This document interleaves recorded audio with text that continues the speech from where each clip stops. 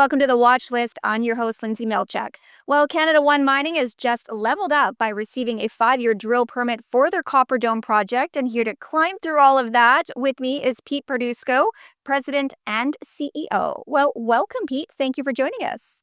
Thanks for having me, Lindsay. Yeah, we're very excited. We just announced 5-year drill permits regarding our Copper Dome project. And for those listeners that aren't familiar with the project, it's located just outside of Princeton, BC, and actually contiguous to the to Hudbay's Copper Mountain Mine, which is in production. So we're pretty excited. We've been waiting for these. We knew we were going to get them. Took a little bit longer than we were hoping, but we're very pleased to have them.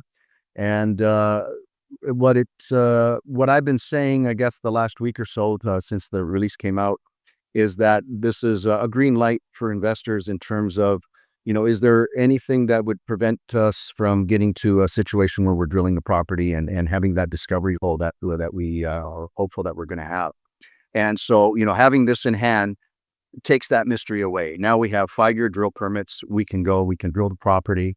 We'll be able to put a number of drills down. And obviously that's a function of, drill financing and operations as we move forward. But with this green light, it really gives us the opportunity now to go hard with the company and give our shareholders and investors, what they're hoping for, which is a discovery hole and that hockey stick return on investment when you're dealing with a early stage project and a junior company like Canada One Mining.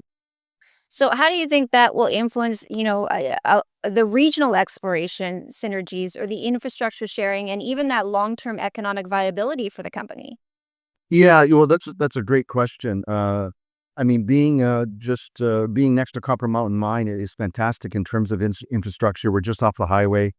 There's other companies also exploring in the area, great companies that are exploring in the area. The Quesnel Trough, which is the district that we are in, and the other companies and deposits, and there's operating mines, and it's a well-known district in BC for being well endowed with copper and gold as well. So our project is obviously copper, but we're looking at gold and silver credits as well. And so, an ability to have good infrastructure, to be able to drill all year round, explore all year round. There's a lot of drill companies and service companies that are in the area. It's very fluid. And ultimately, what does that mean? Like, how does that translate for an investor? It translates that we're able to actually explore relatively low costs compared to if we were out of country or if we're far north and there's no infrastructure and it's difficult to get there. So we should be in a good position to keep our costs down as we explore our project. And if I can add to that, and this is really key, and it doesn't get highlighted enough, that given where we are, we actually get tax credit for our exploration, given the area. So for every dollar we spend, we get 30 cents back from the government. And that's really nice, considering if we were in the U.S., we'd be paying a premium on the U.S. dollar. So, Well, that's a nice kickback for sure. Let's dig a little bit more into the scope of that new drill permit. What are the key geological, environmental, and regulatory milestones Canada One must achieve to really successfully transition from that exploration to potential development within that BC mining evolving landscape? yeah, well, specifically for Copper Dome, for the project, it's had prior drilling, it's had prior exploration.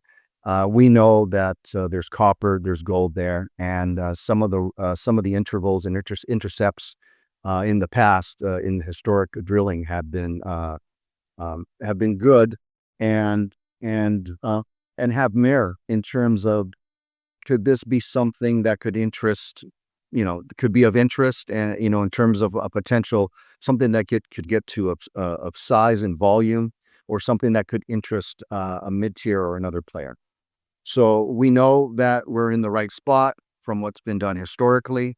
Now our job is to actually fine tune fine tune what's been done before, or maybe what was missed or what wasn't thoroughly explored properly. There's some new areas we're looking at. There's some work we did that we're actually going to update our update the market and update our shareholders and investors in the coming weeks. So there'll be more news coming out regarding that.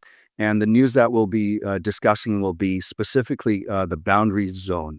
The boundary zone is a new area on the project that hadn't been drilled and very little exploration done. And we believe that this zone here actually should be our flagship zone or a zone of merit, or where we're going to focus our drilling moving forward. Well, it sounds like some exciting times ahead. So thank you again for joining us. Great. Thanks for having me. Look forward to being back. Again, that was Pete Berdusco, President and CEO of Canada One Mining. Their website is CanadaOneMining.com. I'm Lindsay Melchick with Stockhouse Publishing. We'll see you next time.